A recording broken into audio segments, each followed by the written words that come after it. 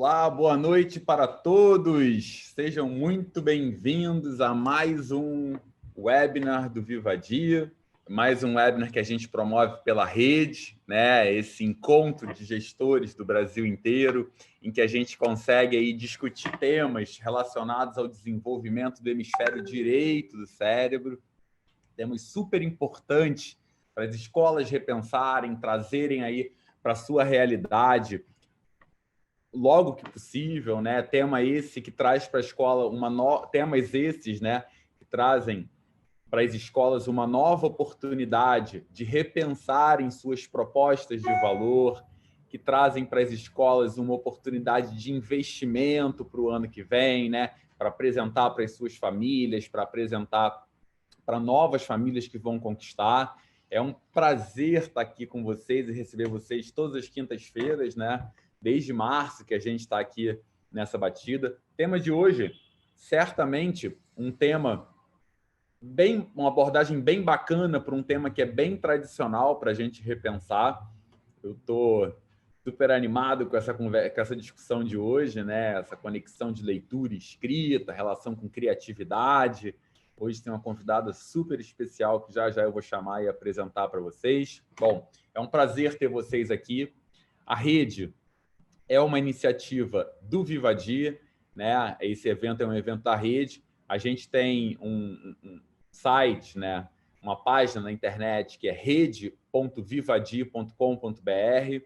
Nessa página, a gente tem lá uma série de conteúdos, né? Posts que a gente faz sobre essas discussões que estão acontecendo aqui todas as quintas-feiras. Tem lá todos os eventos anteriores, o link para você acessar os vídeos. Tem lá o link para acessar os podcasts que rolaram também.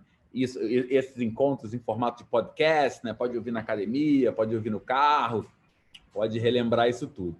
É um prazer ter vocês aqui. Se vocês quiserem conhecer mais da proposta do Vivadi também, www.vivadi.com.br. Bom, o pessoal que está chegando aí e cumprimentando a gente, e dando aí boa noite para todos vocês. Ó, deixa eu ver aqui, Juscelia, querida, bem-vinda, Joelma, boa, Bárbara, Kátia, Prof. M, eu não sei quem é a Prof. M, mas prazer, bom ter você aqui. Sabrina, querida, que bom saber que você está por aqui, Sabrina. Thaís Palatins, grande Thaís. Bom, gente, vou chamar aqui então meu companheiro de quintas-feiras, né? Meu parceiro aí de trabalho já desde algum tempo já, né, meu querido? Eu já posso dizer que já tem algum tempo que a gente já é parceiro, né? Do que a gente teve e que a gente ainda bem uniu esforços a favor da educação, né? É um prazer ter... Você tá bonito com esse cabelo cortado, hein? Você viu? Tô mais perto de você, cara. Chamou o cabeleireiro em casa? Precisava, meu amigo, precisava. Boa noite a todos. Boa noite, Mal. Bem-vindo, Pablo Doberti, meu querido. É um prazer super especial ter mais uma quinta-feira com você. As minhas quintas-feiras ficaram melhores depois que a gente começou a fazer esses webinars. É legal, né? Levamos 30, cara. 30. Já, caramba, que legal. Bom, querido, vou trazer aqui então a nossa convidada de hoje. Querida, hoje a gente voltou a se reencontrar, né, Elo? Querida Heloísa. Como é que pronuncia? Galesso, né? Galesso, isso. Elo, seja muitíssimo bem-vinda a esse encontro que a gente promove todas as quintas-feiras. Tua presença aqui vai super enriquecer a discussão de hoje, a tua experiência com esse tema. Já vi que tem gente aqui até que te conhece aqui, ó. Ah, tem. Ó, deixa eu ver quem é que falou aqui. Cristiane Sanches da Silva, beijo mais que especial para a querida Elo. Nossa querida, é uma amiga querida, mestra, sabe tudo de tecnologia e de educação. Que legal. Elo, gente, para quem não conhece, é formada em letras, especialista, pedagoga, psicopedagoga, né? Mais de 30 anos como educadora, né, Elo? Coordenadora, diretora, tem uma experiência aí com escolas internacionais, nas jornadas internacionais de educação, enfim, e hoje vem prestando aí assessoria para uma série de escolas no Brasil, ajudando a fortalecer o projeto delas, né? Elo, é um prazer ter você aqui, seja muitíssimo bem-vinda. Muito obrigada. Boa noite, Pablo. Boa noite, Elo. Seja bem-vinda, Boa- viu? Obrigada, é um prazer, um desafio para mim, porque falar para um público tão próximo, mas tão diverso, tão distante, é um desafio. Espero que a gente faça provocações e que a gente possa dialogar em certa medida aí pelo chat, né? E a gente vai conversando nessa Isso. hora que temos aqui. Legal. Você sabe que a gente tem gente do Brasil inteiro aqui, né? Todas as regiões brasileiras, né? Sul, Sudeste, Nordeste, Norte. Ainda não apareceram o pessoal Roraima, Rondônia, que aparece aqui em Uau! Manaus. É, Que Brasil inteiro aqui legal! presente, gestores do Brasil inteiro. A gente vai dividir, então, esse encontro de hoje em 3 momentos. Você viu, Pablo, que eu botei uma plantinha aqui para combinar com a sua plantinha aí? Cara, eu estava vendo que entre Elo e você, minha cenografia tá péssima, cara. A Elo tem aí a cortina, o quadro, a Eu mudei o pratinha. quadro. Tinha um Puta, quadro tá escuro, eu lindo botei pra um quadro mais caramba. claro. Olha meu negócio, cara. Ó, tripé lá É um atrás. escritório. Desculpa, eu não pentei o cabelo. Eu Não também dá. não. Não. Bom, vamos lá, então. A gente vai dividir aqui em 3 partes. Elô vai compartilhar com a gente um pouquinho a visão dela sobre o assunto, né? Contar um pouquinho. É bem importante quem está ouvindo a gente que participe, né? Que lance perguntas ao longo da apresentação, que traga aí seus questionamentos para que a gente possa aprofundar aí a temática em cima de um debate, né? Vamos ser ativos, não passivos na produção do conhecimento. Então, espero a participação de vocês. Elô, a bola está com você. Vou então compartilhar aqui o meu roteiro.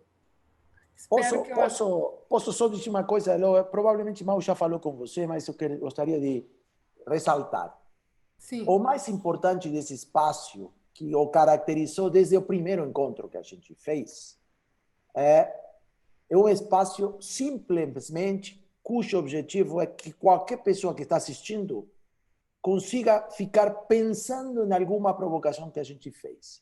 Você não precisa se justificar, você não precisa aprofundar, é simplesmente para tentar tirar das ideias preestabelecidas e encontrar, ainda seja conceitualmente, algum caminho para fazer alguma outra coisa do que é feito habitualmente.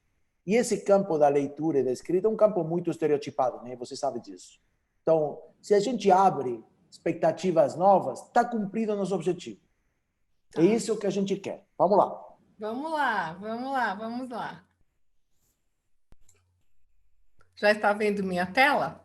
Estamos vendo tua tela. Sim, tem que colocar modo apresentação, né? Aí para a gente Sim. ver. Pronto. Aí dá Eu para. vou apresentar num Google Doc num modo apresentação, tá bom? Tá Está dando bom. para ver bem, Pablo? Tá dando para ver perfeito. Tá ótimo, então. Eu conversei com o Maurício, o pessoal que está acompanhando, que eu sou professora de português, né? Minha experiência maior, minha formação maior é como professora, sala de aula de Fundamental 2 e ensino médio, cursinho, pré-vestibular. Fui me tornando especialista em escrita e, e fui me tornando também buscando respostas para as dificuldades de aprendizagem na psicopedagogia e assim fui assumindo certas lideranças em escolas, mas eu sou professora fundamentalmente, então falo de um lugar de experiência muito mais do que da academia, né? E eu pensei quando o Maurício formulou esse tema, em primeiro lugar, a pergunta fundamental. Então, a gente vai falar de leitura, escrita e criatividade. Em tempos de pandemia ainda, tudo isso é compatível, não é? E eu fui buscar um pouquinho em alguns filósofos e alguns pensadores sobre a criatividade em si, o processo criativo, né? O que é o processo criativo? Que tem desde da história antiga a visão de ser um dom divino, algo relacionado à divindade, e depois com Aristóteles, né, a mimesis, a arte imita a vida. Hoje a gente até pode falar a vida imita a arte, né? Então, depois a gente vai com Freud, pensando o inconsciente no surrealismo, muito além da realidade e da imitação, né? E a gente vem, em tempos mais próximos, pensar em habilidades, não é? Nesse pensador, esse psicólogo americano, Sternberg, que fala que a criatividade é um conjunto de habilidades necessários para produzir uma ideia original e válida.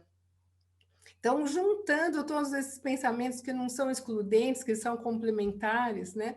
A gente vai pensar um pouquinho como é e por que a criatividade é algo tão importante. Hoje se fala isso na produção acadêmica, se fala isso nas instituições, na indústria, né? Nos bancos. Precisa de gente criativa, que tenha soluções para trazer para os problemas. Então, eu vou abordar mais a criatividade na arte, e principalmente na arte da leitura e da escrita, na produção escrita, né?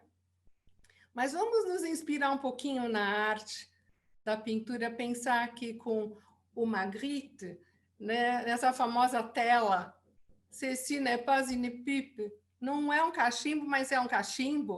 O que será isso, né? Esse desafio do Magritte no surrealismo. O que eu vejo é o que eu vejo. O que é essa matéria que eu vejo? Tem tantos significados.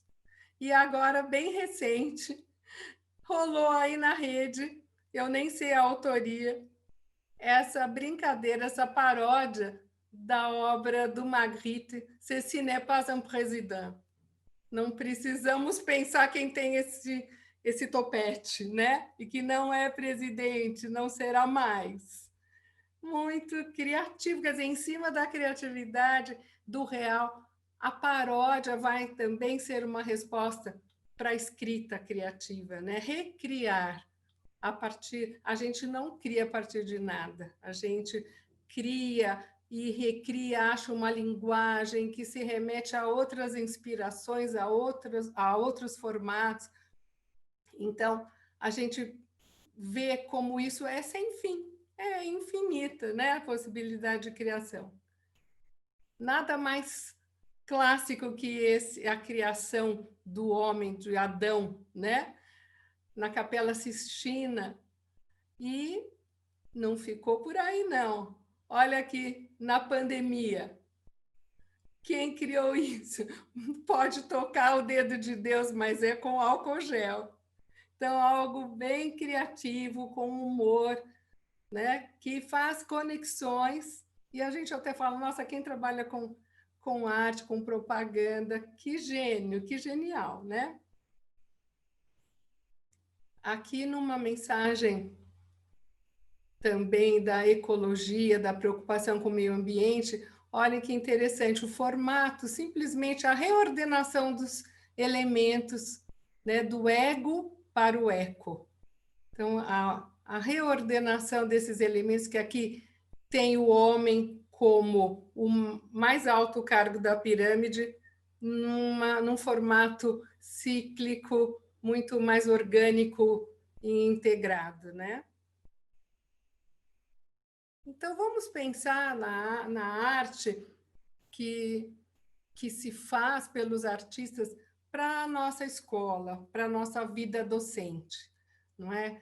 É possível ser criativo na escola? Isso, eu mandei o convite do nosso encontro para alguns amigos, colocando uma provocação assim, em tempos de apostila, de livro didático, de classes super cheias de alunos, ou de pandemia, de tela, é possível ainda ser criativo? O professor tem esse espaço? O coordenador deixa? O diretor espera? O pai gosta? Então, são muitas perguntas e muitas reflexões que vão exigir tomadas de decisões das pessoas que lideram as instituições escolares. E tem consequências. Então, se a gente pensar aqui, eu trouxe o Otávio Paz e o Drummond, que falam basicamente a mesma coisa. Eles falam que ser criativo está na essência do ser humano. A criança nasce poeta, segundo Drummond. E por que ela deixa de ser? Por que será? O que acontece? Né? ele fala aqui no final, eu trouxe só um trechinho, a escola enche o menino de matemática, de geografia, de linguagem, sem, via de regra, fazê-lo através da poesia, da matemática, da geografia e da linguagem. Então, isso, Drummond escreveu em 74, isso. É bem sério, ao mesmo tempo bem bom de se falar disso, né? A gente que está em escola e sabe que a apostila ajuda, o livro didático ajuda também. O que a gente vai pensar junto é assim, como eu uso esse material? Como eu consigo ser eu mesma com o material? Porque o material pode ser um guia para garantir numa rede grande de escolas, por exemplo, né? Tem que garantir a todos os mesmos direitos de aprendizagem, que é a nossa BNCC, por exemplo. Mas como fazer isso sem tirar as idiosincrasias dos professores? Então, isso tem que ser um combinado da escola, a alma da escola, não é? Eu, como coordenadora, eu sei como é importante o nosso papel, né? O diretor é a cabeça que vai conduzir tudo, e ele tem que ter muita sincronia com o coordenador, que vai definir, ele quer garantir os conteúdos, todos nós queremos, não se cria a partir do nada, tem que ter conteúdo na escola, mas como trabalhar isso, né? E como o professor pode ser esse agente, o espaço da sala de aula. Quando a gente ouve uma pessoa de agência de publicidade falando, por exemplo, eles falam assim, tem que ter um tempo da criação, um espaço da criação. E outro dia eu falei em outro encontro sobre o tempo do isolamento na pandemia, a oportunidade de o indivíduo estar consigo mesmo.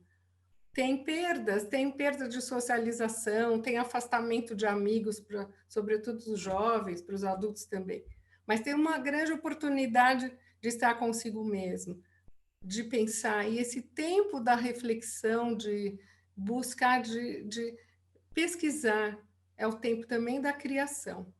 Então, é importante a gente pensar nisso, né? Como o espaço da sala de aula também como um tempo da criação. Aqui eu trago uma expressão e eu recomendo a leitura de artigos da professora Sandra Coraza, da Federal do Rio Grande do Sul, que fala muito sobre o ofício do docente, e ela propõe o viver poeticamente o ofício docente. Então, é isso, né? De buscar a criação, o ser você mesmo. Mas vamos ouvir um pedacinho de uma música para a gente se inspirar mais um pouquinho e continuar falando disso. Olhem só.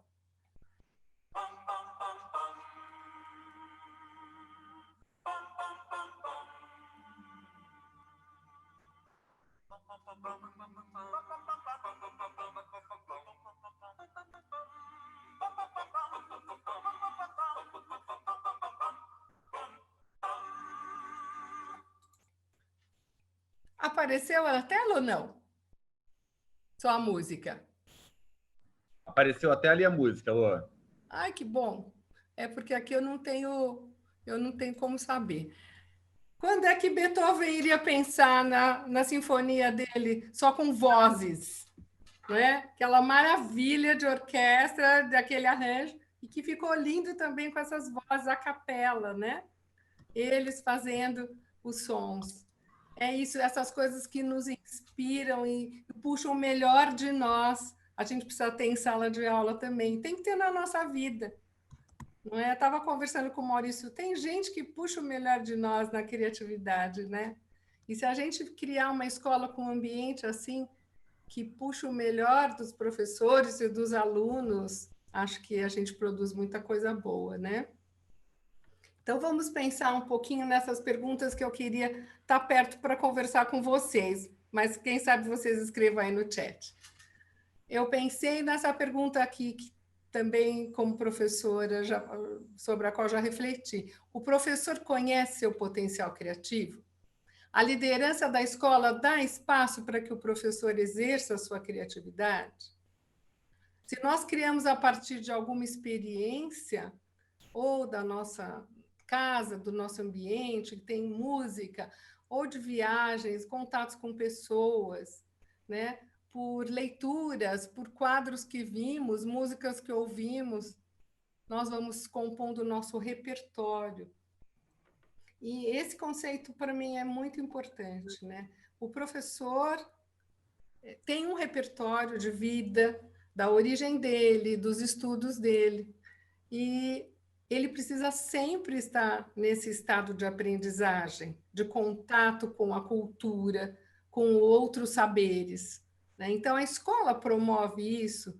Há reuniões em que os professores podem mostrar seus saberes, seus talentos, sua arte. Será que a gente promove isso? Os professores dão a conhecer seus talentos, sua criatividade que eles podem usar em sala de aula, né? Isso é muito importante como líderes escolares que somos, né? Que vocês são, vocês que estão aí. Então, formar o repertório para o professor e para o aluno. Agora a gente não está podendo sair com o aluno, mas tem no Rio de Janeiro, São Luís do Maranhão, Porto Velho, há museus, há lugares históricos, há um rio lindo, há muitos contextos para a gente aprender fora da sala de aula. Logo, logo a gente vai poder ir. Mas, por enquanto, a gente tem na internet museus quase vivos, né? Há recursos na internet, há experiências dos alunos, então, que inspiram. Há contextos de sofrimento, né? Algumas famílias têm perdido pessoas queridas, todos nós temos perdas, então a tristeza, a raiva, tudo isso também promove produção artística e criação. A gente sempre ouve isso quando se fala da produção musical e artística durante a ditadura militar no Brasil, né? Quantas músicas maravilhosas foram compostas. Então, pensar nisso é cuidar do aluno, é pensar no repertório dele, com a apostila, com o livro didático, mas muito além disso, né? Promovendo momentos de descoberta. Então, entrando aqui um pouquinho no trabalho com a leitura e escrita, eu listei algumas ideias para expor para vocês, né? Pensando, por exemplo, que a escrita e a leitura não se separam. Uma alimenta a outra, não é? E a gente aprende com o autor, e aí a gente pratica, a gente imita, e a gente cria. Naquela famosa taxonomia de Bloom, né? A habilidade mais alta do cérebro é criar. Para criar, a gente passa por todas as outras, de conhecer, identificar, listar, analisar, criticar, comparar, para chegar na criação, aplicar e criar, não é? Então, pensei aqui para comentar com vocês, né? Qual é, por exemplo, na hora do currículo, quando a gente escolhe as leituras, a gente escolhe baseado em quê? Tem que se levantar critérios, porque essas leituras vão ser o fio condutor do curso de português. Na minha opinião, é a leitura que conduz o curso. É a partir da leitura que a gente vai desenvolver o aluno crítico, com modelos de linguagem enriquecida de vocabulário, de visão de mundo, não é? Então, é importante essa lista. E que ela possa ter prosa e verso em equilíbrio, autores diversos, predominância de autores nacionais, para escolas bilíngues ou internacionais, escolha de boas traduções, a gente costuma deixar em escolas bilíngues de inglês, por exemplo, ou de espanhol, a gente não vai ler em português o Cervantes, né? A gente vê o espanhol que lê. Então, ter esses acordos com as diferentes línguas ensinadas. E eu queria mostrar para vocês a lista da Unicamp, que é a universidade, né, que todos nós conhecemos, que nos ensina tanto, que a gente fala assim, nossa, mas é tão autoritário ter uma lista de leituras, né? É autoritário, mas a gente pode usar como guia, né? A FUVEST, a Unicamp, são referências no Brasil de universidades públicas de excelência. Que a Unicamp tem esse papel histórico de renovar no vestibular, pelo vestibular, e influenciar o ensino secundário, né? Então, eu queria mostrar rapidinho para vocês a lista do vestibular da Unicamp que respalda isso que a gente está conversando, né? Se eu tenho o poder de escolher uma lista, eu tenho poder como escola, eu tenho poder como universidade, vou pensar como é que eu vou usar esse poder. Então, a Unicamp 2021 vai de Sonetos de Camões, do super ultra clássico, para Sobrevivendo no Inferno, dos Racionais. Tem uma intenção aqui, não é? Eu tenho que formar o aluno com conhecimento do clássico, mas eu tenho que formar o aluno também com um conhecimento hoje, né, do que é sobreviver no inferno, de alguém que escreve da periferia, da exclusão, e que tem um domínio da palavra, mesmo que tenha palavrão. Foi muito interessante quando isso apareceu na lista, e muitas pessoas falaram, Elô, mas tem muito palavrão, os pais vão reclamar. Gente, é universidade. Palavrão é linguagem, né? Contextualizado, não vulgarizado, né? Então, temos aqui Machado, Fernando Pessoa, Antônio Vieira, Júlia Lopes, um pouco mais para frente, né? E ela vai mudando, mas eles procuram Saramago, Vieira, Cristina César. Então, esse equilíbrio nos ensina e nos dá força para uma escolha de leituras que sejam significativas do ponto de vista histórico e da linguagem, da visão de mundo, que hoje também sejam importantes para refletir sobre o mundo de hoje, né? Então, deixa eu voltar lá. E aí, pensando nesse diálogo de leitura e escrita, a gente pensa com Foucault que a escrita, então, tem uma dimensão de sujeição, de submissão e uma de criação. Eu acho que isso sintetiza bem a nossa visão de ensino de escrita, de trabalho com escrita. A gente falou de leitura que nos dá repertório, mas só ler não leva a escrever bem. Para escrever bem, tem que escrever. E tem que ter um professor que vai ser um leitor especializado, que vai dialogar com o seu aluno. E aí, na minha experiência, nas escolas pelas quais eu passei, eu levei o Freinet. Eu aprendi com a pedagogia Freinet o texto livre, que é um momento, é uma prática semanal, que tem que ter rotina no tempo e no espaço, em que os alunos, por 15 ou 20 minutos, escrevem em silêncio sobre o que está mexendo com eles naquele momento. E o professor também escreve.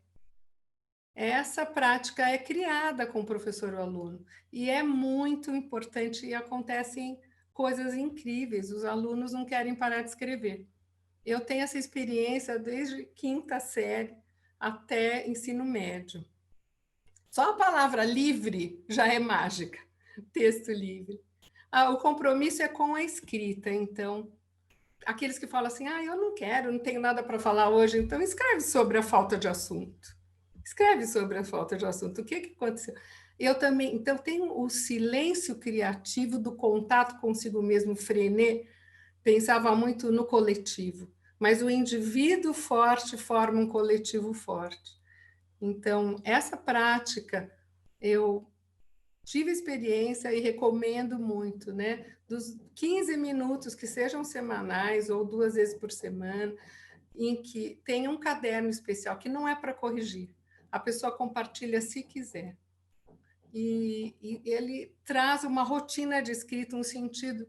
Os alunos, nossa, eles adoram, eles têm, assim, se apropriam da escrita e aquilo se torna rotina. Eu tive sempre alunos que falavam, eu vou levar o caderno de escrita livre para as férias, eu vou escrever nas férias. E isso me inspirou muito como professora de vestibular de redação. Eu tinha muitos alunos orientais, descendentes de japoneses, chineses. Aqui em São Paulo nós temos muitos, né? E eles falavam, eles não sabiam como começar.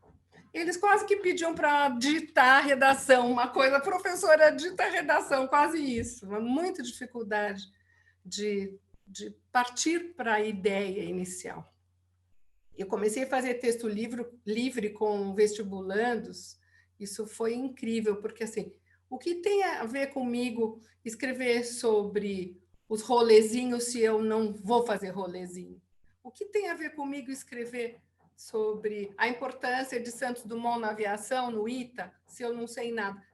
O que passa pela minha pele, o que passa pela minha experiência? E essa experiência do texto livre é importantíssima na escola e vai culminar no vestibular, porque é um exercício de contato consigo mesmo, com sua sensibilidade, com sua ideia para escrever. A gente não aprende a escrever de uma hora para outra, é um desafio dos cursinhos, dos colégios, né? A escrita. É diferente ensinar gramática e literatura. Você dá uma aula expositiva de gramática, uma aula expositiva de literatura, de redação não dá. Tem que ter tempo para construir. Então, como eu falei no começo, mostrando os quadros, eu recomendo essa leitura do Afonso Romano de Santana, professor aí no Rio, Paródia, Paráfrase e Afins, que fala da criação a partir da intertextualidade, que é a paráfrase, por exemplo, que é dizer de novo, né, com as suas palavras o que foi dito. Por exemplo, trabalhar um editorial, você escrever aquele editorial que você leu na Folha de São Paulo, ou no UOL, onde for, no Estadão, redizer, né? E depois a paródia, que já é uma criação, está mais distante do modelo. Tem humor, tem crítica, tem acidez na paródia, né? Nas músicas e nos textos também. Então, a gente tem... Aqui eu tenho o exemplo, todo mundo conhece, há muitos de mim, da Canção do Exílio. Muitos autores fizeram, com diferentes roupagens e intenções. Outra estratégia é o trabalho com a linguagem em si, né? Por isso que a gente fala que a poesia é importante, a metáfora é importante, criar imagens, associar, fazer comparações. Isso é importantíssimo. Eu trabalho com uma escola que o currículo da professora tinha uma unidade de poesia e depois ia para o conto. Falei assim, está faltando alguma coisa nesse meio aí.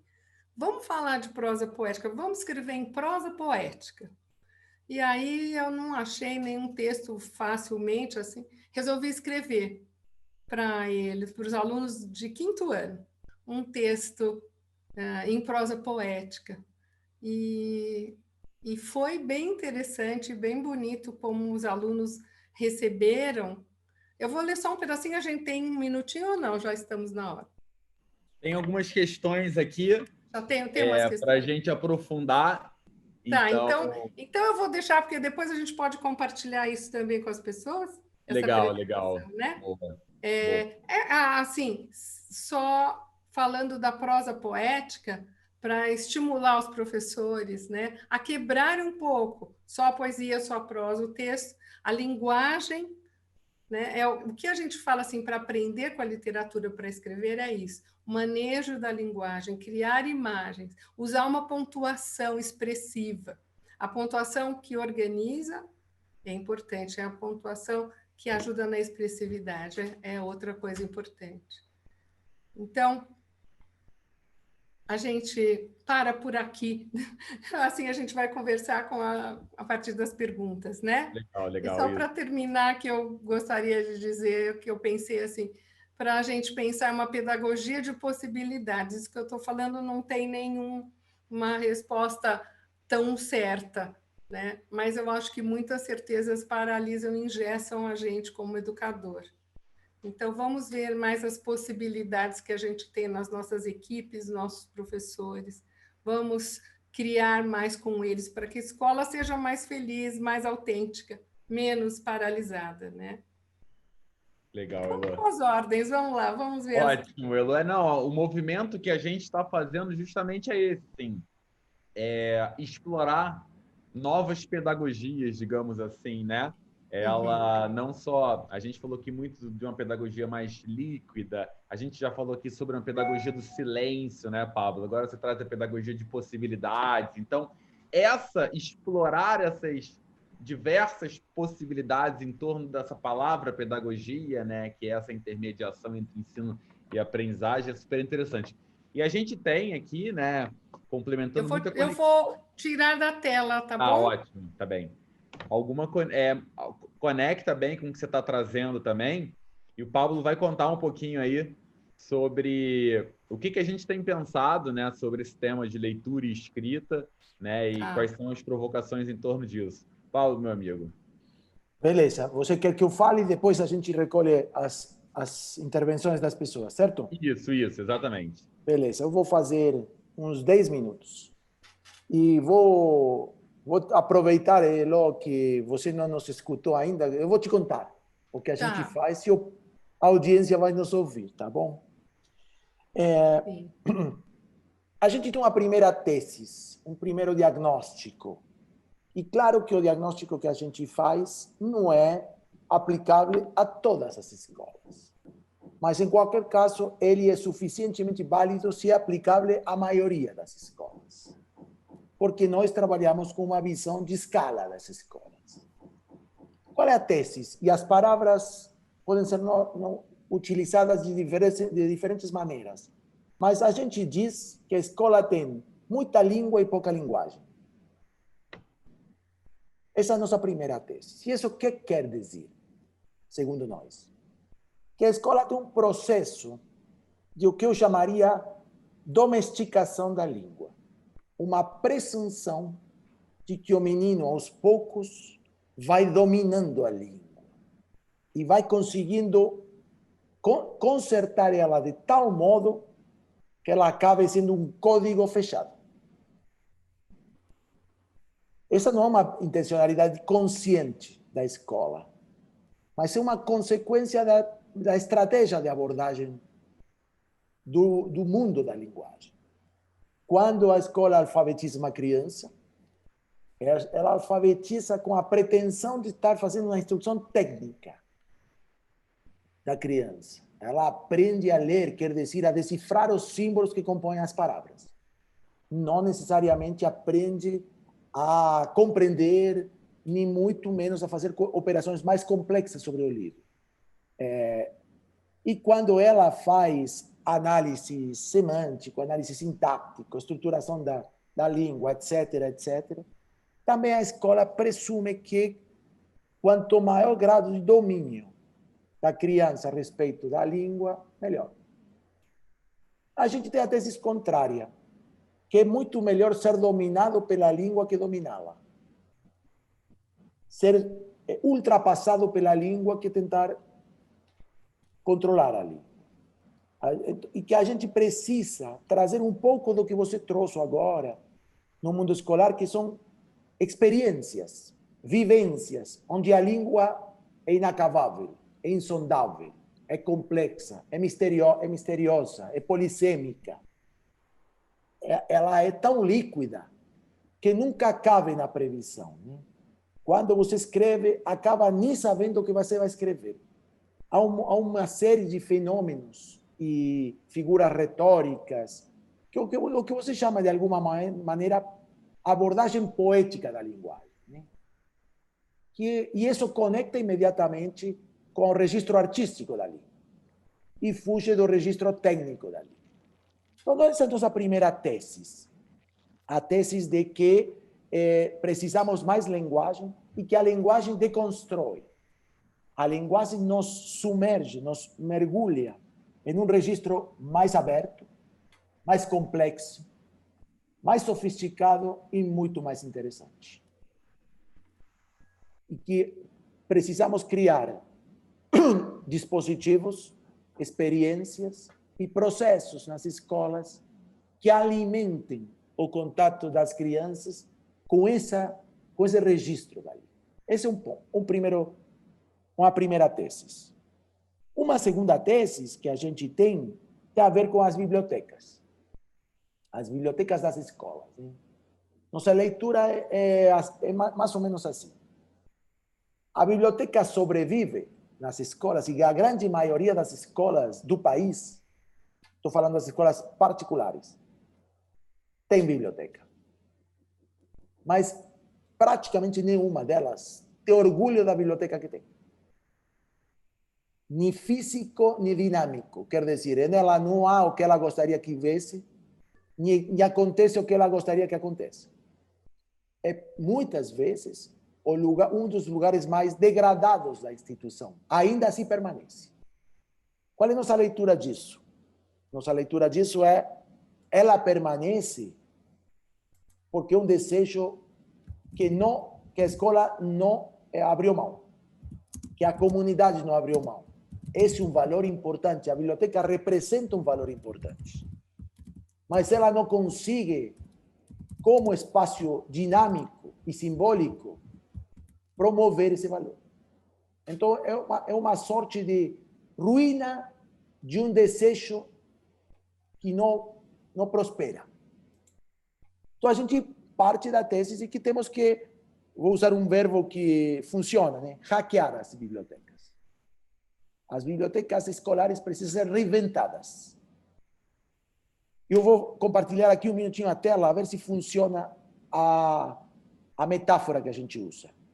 Vocês estão vendo essa foto? Uhum. Bom, esse cara é um amigo meu, e eu uso ele deliberadamente para mostrar o que é uma biblioteca escolar, que é o que ele tem por trás. Como é que é óbvio que uma biblioteca só de livro didático, ela sempre está torta, né? Com espaços vazios, os estantes são mais longos do que os livros, tem muito livro que são iguais, está vendo aí azulzinho do lado esquerdo dele? São todos o mesmo livro. Nunca uma biblioteca tem sempre o mesmo livro. Isso é só uma livraria, cara. Ou biblioteca escolar. Isso é uma falsa biblioteca. Isso é juntar livros que as editoras deram de graça para ele, para promover seu material didático. Vamos agora, eu vou compartilhar de novo outra tela. Aí vocês estão vendo a outra tela ou não? Não, ainda não. Espera aí que eu vou mudar. Vocês vão ver agora a outra tela. Esse aqui não é meu amigo. Estão vendo? Sim, sim. Esse já não é meu amigo. Adoraria ter sido amigo dele. Eu também. Esse cara que se chama Adolfo Bioy Casares. E a mulher que está olhando para ele é sua mulher, Vitória Ocampo. E está claro que é uma biblioteca. É uma biblioteca cheia de diversidade, que abraça ele, que envolve a ele, e onde está ele absolutamente ativo, conectado com os livros. Tem um monte de livros no escritório. Meu amigo anterior não tem um livro no escritório. Quer dizer, é uma biblioteca de alguém que usa a biblioteca, que vive a biblioteca. Então, vou sair de aqui e dizer para você, Lu, a gente precisa hackear a biblioteca e relançar a biblioteca como duas coisas para nós. A primeira é como um referente simbólico do que é um livro. Um livro é diversidade, um livro é amplitude, um livro é um ícone da cultura, e a gente tem que criar bibliotecas nas escolas que representem isso. Então, deveria haver livros de cozinha, livros de história, livros de geografia, livros de sexualidade, livros de yoga, livros de filosofia, ou seja, uma biblioteca. E a escola precisa representar isso, não viver só de livros de graça. Investir e ter livros que representem o símbolo que o aluno tem que olhar para se inspirar. E, por outro lado, tem que ser um centro cultural, um órgão de ativação de processos culturais. Não só um órgão que espera que o aluno entre na biblioteca, sino que ele é um gerador de atividades até fora da biblioteca. A biblioteca invade a escola e não espera que o aluno chegue até lá. A biblioteca é um centro de geração de atividades culturais na escola e até fora da escola. E o terceiro grande desafio nosso tem a ver com conjuntar a escrita com a leitura, né? A gente vê que a escola trabalha bem mais a leitura que a escrita. Uhum. E, sobretudo, a escrita criativa, a escrita livre que você falou, né? É difícil trabalhar isso, porque não se trata de trabalhar a norma a ser corrigida. Se trata de trabalhar a liberdade a ser explorada, né? E essa liberdade é sempre muito mais complexa, porque é difícil dizer que está bem escrito e que está mal escrito. E quando uma escola compreende que a diferença entre algo que está bem escrito e algo que está mal escrito tem a ver com a complexidade daquilo e não com a ortodoxia daquilo, a escola compreendeu a dimensão da linguagem. E se isso compreende o aluno, também o aluno pergunta como se escreve corretamente. E a escola deveria responder: não há um corretamente de ser escrito, há um inspiradamente de ser escrito. E a gente aí propõe que entrem algumas figuras próprias da manipulação do linguagem, né? A reescritura, a paráfrases, a tradução, que são exercícios amplos, abertos, complexos de uso da linguagem. Eu me lembro que eu fiz, quando tinha... Você não sabe isso, Mauro. Quando tinha 25 anos, 30 anos, eu fiz uma tradução do poema de Edgar Allan Poe, The Raven. Está por aí. E era um desafio, porque o cara utiliza o nome da namorada dele, né, Lenore, que combina com Nevermore, com Nunca Mais. E essa conexão de rima de Nevermore com Lenore tem um tom, assim, um gutural muito pesado, muito preto, que é o tom do poema. Ele está lembrando a sua mulher que morreu na noite, numa tormenta, etc. Como se traduz Lenore Nevermore? Qual é a escolha que você faz? É na literalidade, e ela se chama de Eleonora, ou sei lá como se chame, e diz Nunca Mais? Onde você rompe o ambiente, a rima? Ou você tem que renomear a mulher e conectar com Nunca Mais para poder reproduzir o ambiente que a sonoridade da língua cria? É uma decisão de tradução muito complexa. O aluno deve passar por essas decisões. Deve entender que essas são decisões a serem tomadas por quem administra a língua. E eu acho que a escola faz o contrário, evita essas coisas. A gente, e eu vou fechar por aqui, a gente, Elô, fez uma comparação, e eu até fiz uma pesquisa. Quanto tempo a escola, em Fundamental 2, acho que foi, quanto tempo aula a escola investe em ortografia e quanto a escola investe em tempo aula em signos de pontuação e sintaxes? Muito mais em ortografia, mas muito mais, 3 vezes. A ortografia, em termos de linguagem, vale 0. Tanto faz se você acerta ou erra na norma ortográfica. Não tem valor isso. Não tem valor expressivo, nem artístico, nem comunicacional, nenhum. Mas se você usa a vírgula, usa a ponto vírgula, usa 2 pontos, usa tudo isso com expressividade, ou constrói uma sintaxe que tem ritmo e cadência, você é um artista. Agora, como o professor corrige cadência?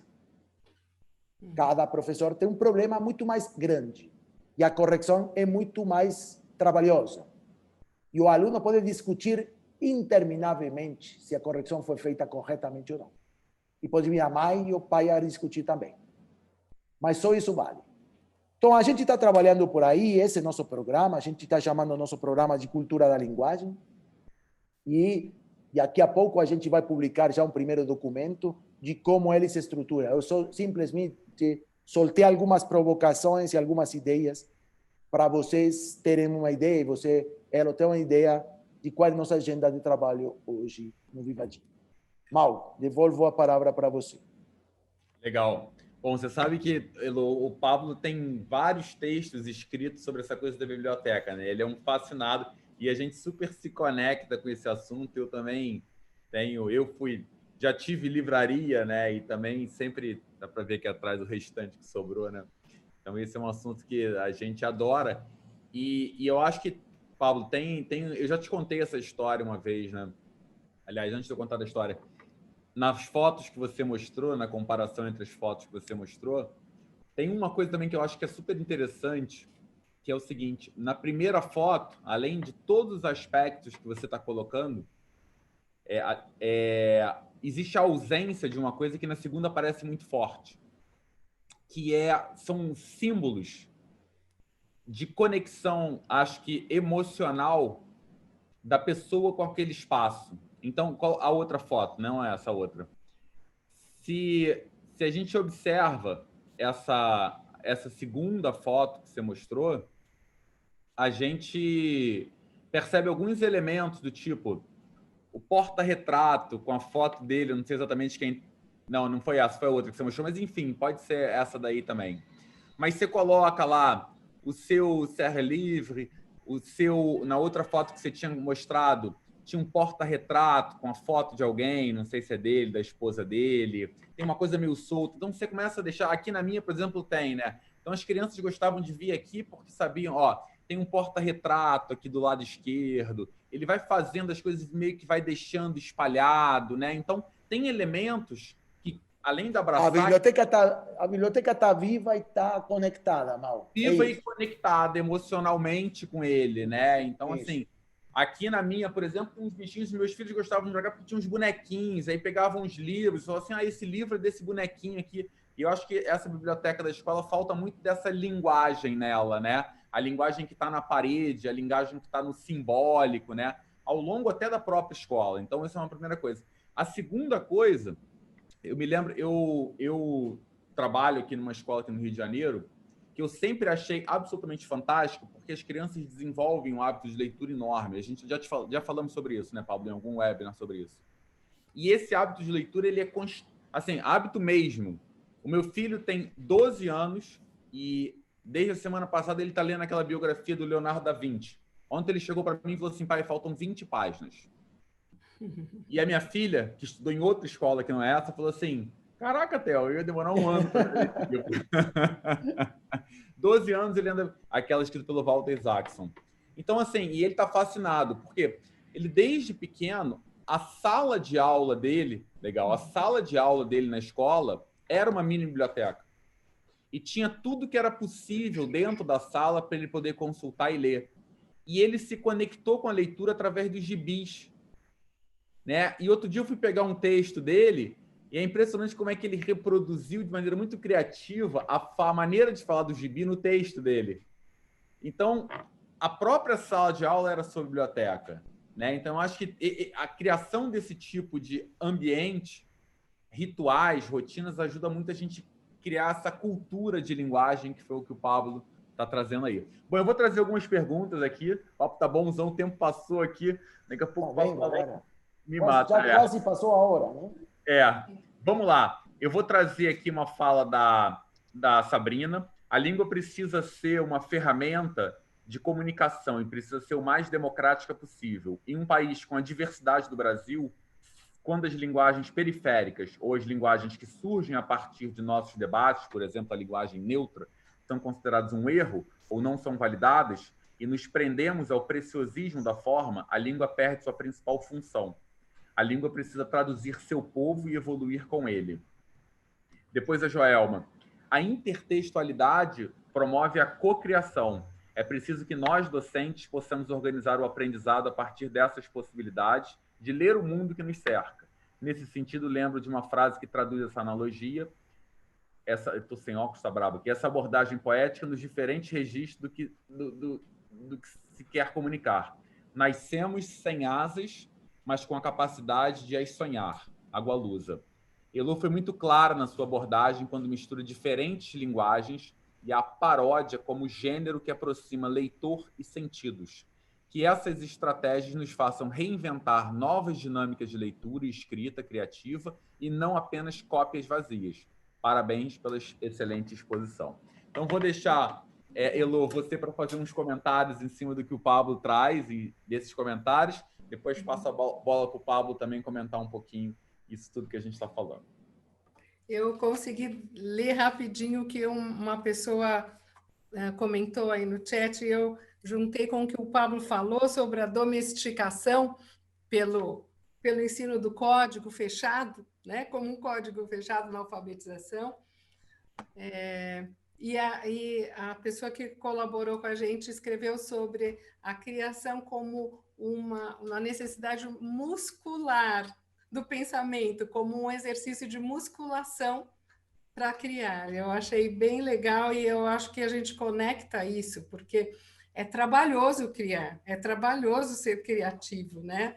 E eu entendo que o Pablo tenha falado, quando eu também penso no professor Marcos Bainho, quando ele fala da língua de poder, a língua de Eulália, que é a obra dele, que ajudou a gente a pensar sobre o predomínio da norma culta, né? Eu vou falar, o professor precisa conhecer a norma culta, mas ele precisa conhecer para desconstruir, né? A gente aprende a pontuação canônica para depois ler Clarice Lispector e ler Saramago, que desconstrói a pontuação, não é? Então, a gente tem que fazer esses movimentos, eles não são lineares e ascendentes, não é? Eles são cíclicos e eles enriquecem a nossa experiência com a palavra. E eu também vou juntar com o que você falou, Maurício, sobre a riqueza de uma sala de aula cheia de livros, de o aluno estar envolvido pelos livros, não ele ir pela biblioteca, a biblioteca só como um estranho, um outsider, ele está junto, ele está circulado por livros, muitas salas de aula hoje têm isso. Mas ainda vou ousar dizer que tem pouca escrita nas escolas. Eu vejo a própria Universidade de São Paulo, da qual sou fruto, e a PUC aqui de São Paulo já tem um movimento maior de formação para professores que trabalham a escrita. Houve muito investimento em professores que valorizassem a leitura. Então, eu, como coordenadora, eu lembro, para contratar professores, eu encontrei pessoas incríveis, jovens, na faixa dos 30, 40 anos, para serem professores nas minhas equipes, com boa formação, em boas universidades daqui da região ou de outros lugares, muito especializados em leitura e pouco especializados em escrita e com pouco exercício, mas isso a gente constrói também, né? Então, é um desafio constante. O código é importante, o Pablo falou, mas ele não pode engessar. Eu tenho que aprender pontuação, tenho que aprender que não vai vírgula entre o sujeito e o verbo, mas eu tenho que saber que às vezes tem um termo justaposto que tem entre vírgulas e ele tem uma função. Então, o professor precisa ter boa formação das regras, né, das categorias gramaticais, das figuras de linguagem, mas não é para impor. É uma grande diferença essa, né? O professor que expõe seu conhecimento na cátedra, ele tem que dialogar com o aluno. Não adianta ele saber uma teoria do cordel se ele não sente o ritmo da frase no cordel, a rima, o sentido, ele não sabe fazer. Como é que ele vai ajudar o aluno a criar um cordel? Então, essa vivência, essa musculação que a nossa colega citou é muito importante. E eu acho que a gente tem que dar espaço nas reuniões pedagógicas para isso. Legal, Elô. Sabrina, desculpe, eu acabei não lendo a primeira parte aqui. Enfim, mas que bom que a Elô recuperou. Pablo, vou dar para você, então, falar suas palavras finais, que você está saindo. Eu queria te fazer uma pergunta, para você fazer uma conclusão aí. Como é que a conexão com o digital pode favorecer esse processo de leitura e escrita? Beleza. A primeira, vou fazer uma referência ao que o Elô trouxe. Eu concordo que ultrapassar a regra, ultrapassar a norma, ultrapassar o código faz parte da coisa. Isso não quer dizer desconhecer o código. Pelo contrário, quando você vê um surrealista, por exemplo, não é um cara que não estudou, sino que um cara que o cubismo no Picasso, que não é um cara que não sabe desenhar, é um cara que fez com aquele desenho naturalista um processo de uma complexidade artística incrível, a partir de um naturalismo muito dominado. Mas, para mim, o problema ali é, primeiro, que o professor, ele mesmo, não sabe que a norma é para ser quebrada. Ele acha que a norma é para ser imposta.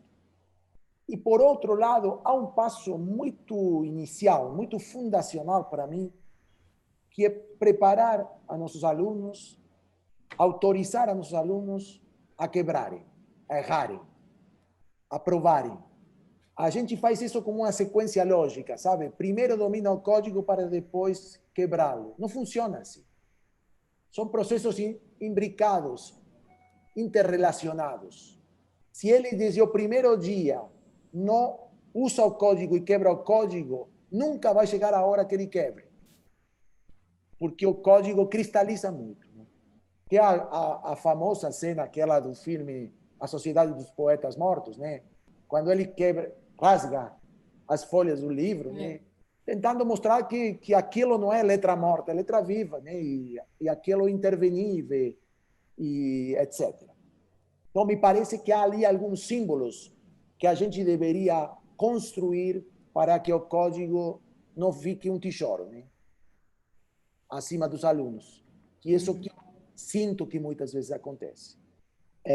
A segunda questão tem a ver com um exemplo que eu outro dia ouvi. Na Argentina, soltaram uma dinâmica para adultos que chamou Copa do Mundo da Escrita. Um processo digital para adultos. Os alunos tinham que se associar em grupos de 5 e a organização soltava numa plataforma um tema por dia. E cada um dos integrantes dos grupos tinha que escrever uma folha sobre o tema. Durante 60 dias. O que aconteceu? 20 mil inscritos e caiu a plataforma. Caramba! Ou seja, há por aí uma demanda. Há por aí, eu nem chamaria demanda, há uma ansiedade, cara. Na sociedade há uma ansiedade. Muito mal canalizada pelas escolas. Mas a ansiedade existe. O desejo existe. A vontade de mexer com a língua, em entrar, mergulhar no mundo da linguagem, existe. Só que a escola faz disso um negócio meio chato, né? Meio quadradinho, meio sem graça. E esse me parece o ponto fundamental. E respeito da tua pergunta, Mau, é difícil responder isso, né? Porque o que quer dizer o digital? Em boa medida, eu estaria meio disposto a dizer que, por enquanto, aporta pouco. Ou mesmo que eu diria com o mundo do cinema, da produção cinematográfica. Né? Netflix é um grande aporte à história do cinema no mundo, ou é a trivialização do cinema? Por enquanto, está mais perto da trivialização e a estandarização do cinema do que a mega produção cinematográfica. Né? Porque acaba fazendo tudo igual, cara. Você passa de série em série em Netflix e não encontra diferença entre uma e outra, de estrutura. Pareceria que há muita tendência ao estereótipo, né, da produção. E com os textos e a escrita na internet acontece muito a mesma coisa. Todos os textos estão escritos mais ou menos da mesma maneira. E nas redes sociais, mesma coisa. Isso não gera arte, não gera diversidade, gera estandarização. Claro que há uma mega produção, né?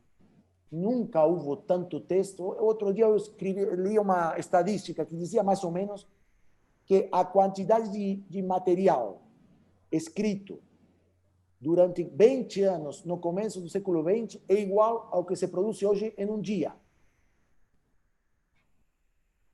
Mas isso não necessariamente leva a um registro complexo, interessante e atraente do uso da linguagem. Eu vejo muito estereótipo e pouca criatividade. Na linguagem ultra liviano do mundo tecnológico. Mas legal. Posso ser velho, cara. Posso estar sendo velho. Não, eu pensei muito aqui em duas coisas, né? A primeira são as diversas possibilidades de manifestação dessa escrita, né? E o Twitter, por exemplo, eu acho que é uma possibilidade de manifestação super interessante. Assim, tem pessoas hoje que conseguem escrever obras completas, compondo nesse limite de caracteres que existe o Twitter, né? E eu acho isso uma variação assim de possibilidade incrível. E outra coisa que eu me lembrei também, tem uma obra da Feiga Ostrauer, chama-se Universos da Arte, né? Em que ela fala muito essa coisa da linguagem simples para explicar problemas complexos, né? E eu acho que a internet tem um pouco essa coisa da linguagem simples para explicar problemas complexos. Eu acho que a escola tende a constituir um processo aí de construção da linguagem em cima de um nível de formalidade, de complexidade, que às vezes atrapalha o envolvimento da criança e a construção desse laço com ela, né? Então, a Feiga, nesse livro, ela analisa várias obras de arte e usa ali usando aí princípios da linguagem visual, né?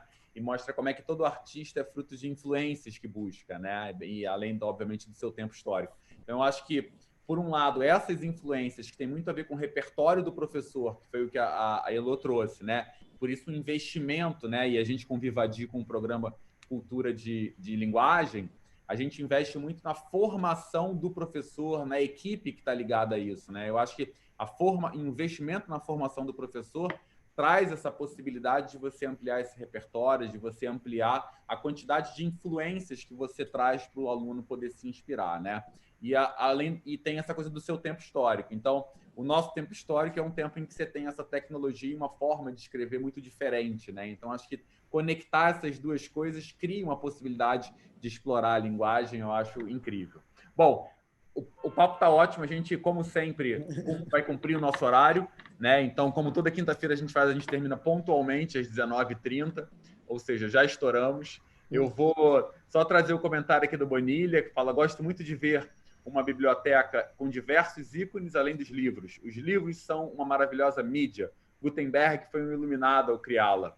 Outras mídias surgiram e surgirão. Os dislexos agradecem. Vou dar 1 minuto para Elô fazer uma conclusão. Pablo, você quer fazer, que você tem que ir primeiro a conclusão, depois eu deixo para Elô? Não, eu espero agora. São 2 minutos, eu espero. 2 minutos, 1 minuto para mim, 1 minuto para o Pablo. 1 minuto Só para Elô, 1 minuto para o Pablo. É tão legal a gente se conectar, né? Pensando nas palavras, nas ideias que surgiram, eu fiquei com a palavra rede, que é o que vocês estão criando, né? Uma rede de formação de pessoas no Brasil e talvez fora do Brasil, com o intuito de podermos ensinar melhor, trabalhar melhor, né? Então, no sentido melhor da tecnologia digital, que é a colaboração. Então, acho que a gente está falando de criar.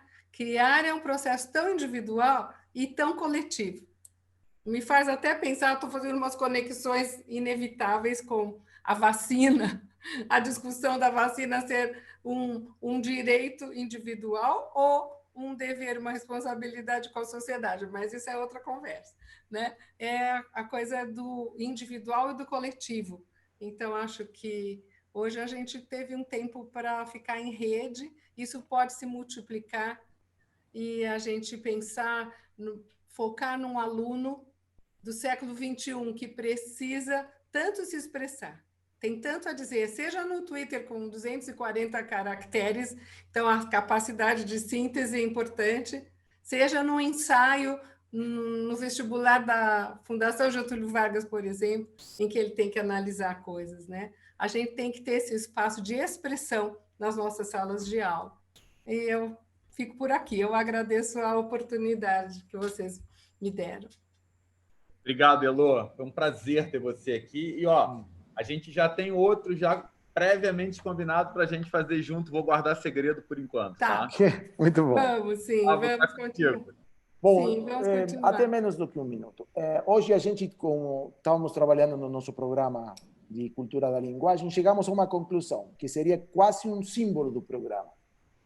Há uma pergunta a pergunta: o que quer dizer ler? Que a gente achou que no segundo ano de Fundamental 1, um menino tem a resposta. E ele está convencido de que ele sabe o que quer dizer ler. o programa deveria lograr que quando o menino sai de terceiro ano de ensino médio, se faça a mesma pergunta e já não saiba qual é a resposta. Porque para um menino de segundo grau, ler é uma coisa de decifrar códigos. Para um menino de terceiro ano, ler deveria querer dizer buscar as grandes respostas do mundo, as grandes epifanias artísticas, e isso já não é uma resposta simples, né? Então, a gente gostaria de construir ou reconstruir a pergunta: o que quer dizer ler e o que quer dizer escrever nas escolas, ou a partir das escolas. Muito bom. Boa reflexão. Legal, ótimo. Gente, foi um prazer, foi uma discussão absolutamente incrível. Eu adoro esse tema. Pablo também adora, né? Esse talvez seja um dos nossos temas favoritos. Esse, aliás, quando junta com criatividade, então, né, Pablo? Isso. Fiquei pensando aqui nos encontros que a gente discutiu sobre o Ken Robinson. Aliás, a Heloísa, sem saber, ela começou citando uma frase que a gente discutiu muito do Ken Robinson, né? Que foi aquela coisa que as crianças querem... Ai, meu Deus, me esqueci agora. Mas as escolas matam a criatividade, é o título dele, né? Isso. Então, ela começou falando sobre isso, a gente discute muito o Ken Robinson, e para a gente essa coisa da biblioteca, da criatividade, esse universo inspiracional, para a gente é incrível. Então, foi ótima a discussão. Elô, muito obrigado. Pablo, meu querido, obrigado por mais uma quinta-feira. Todo mundo que acompanhou a gente do Brasil inteiro aí, é um prazer estar com vocês. Toda quinta-feira esse evento acontece.